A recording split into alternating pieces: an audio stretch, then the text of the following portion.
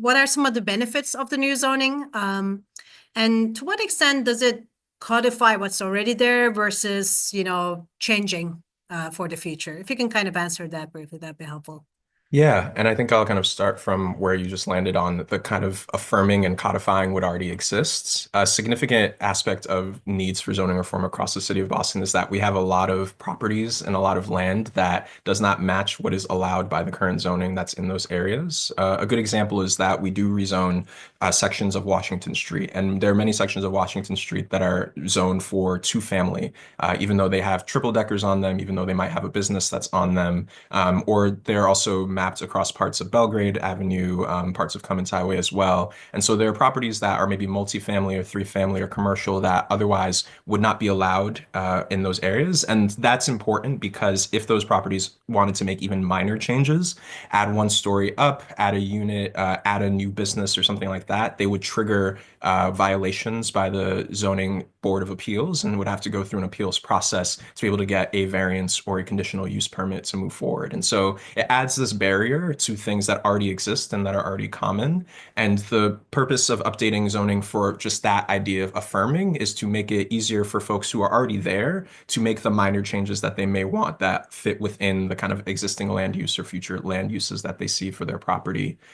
From a broader vision perspective, one thing that the zoning does that is different is produce this opportunity for growth at both a height and width scale, and also takes in different measurements of what we think of building massing that's much more appropriate to how we can also improve upon the urban design of new projects that are proposed. And so some regulations that are new within the zoning are building floor plates and building lot coverage that really thinks about the scale that a building takes on a yard, as well as things such as a permeable area of lot regulation, which we have not had in the zoning in Rossendale and many parts of the city. On you should have a percentage of your lot that allows for water drainage, and not be kind of paved in a way where there's no water that can go through, which is significantly important in the areas where we see a lot of stormwater flooding issues, or coastal flooding for other areas. What kind of protections does the new zoning provide so that those maybe bigger footprint buildings really begin to abide by the neighborhood character? Yeah, so an aspect of the zoning that is really important, and it does depend on the kind of scale of those parcels, is it has these building floor plate and building lot coverage measurements. So it's to say that a certain percentage is what's allowed at maximum that someone can build out on a lot. And that also is included with the fact that we have setback measurements. We have front yard, rear yard, and side yard. And we actually have larger rear yards and side yards when they're abutting a residential zoning district. So for folks who are right next to a property that's on Washington Street, you would have a much larger setback for your property to that one if it got redeveloped compared to if you were also in a Squares and Streets district. So that's really important because it then kind of right sizes the scale to be something that allows for that flexibility if someone were to build that full scale project, but also still provides enough space from abutters in that way.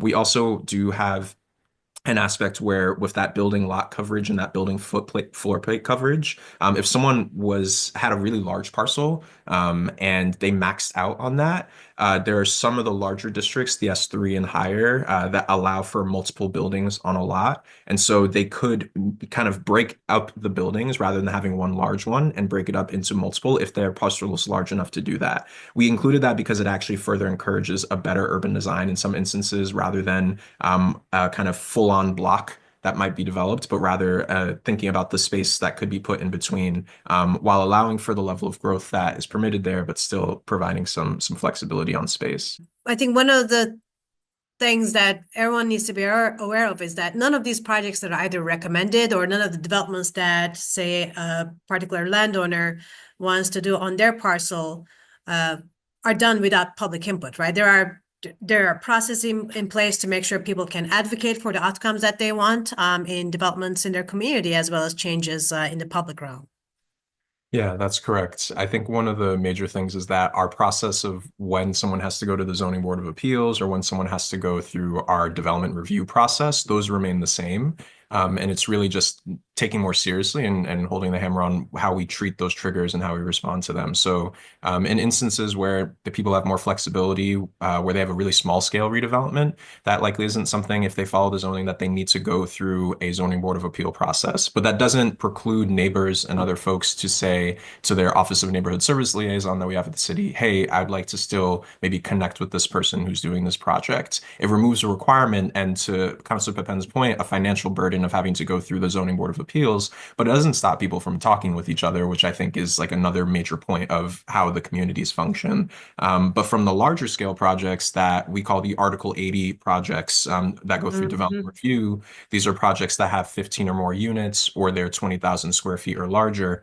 Those have to go through a project where a project proponent is submitting an application. That application is public, or the project that they want to propose is public as well. They have to have a community meeting. There's a public comment period, and that has to be approved by the BPDA board before it moves forward. And that's even if they follow all of the zoning rules. If it's at that scale, they still have to go through that because we understand the kind of general impact of projects that are at that scale. And so those allow for still mechanisms for folks to share their opinion, but also doesn't kind of overburden someone who's doing something very small, that overall that flexibility would be beneficial for them and allow for a lot more affordability in their process.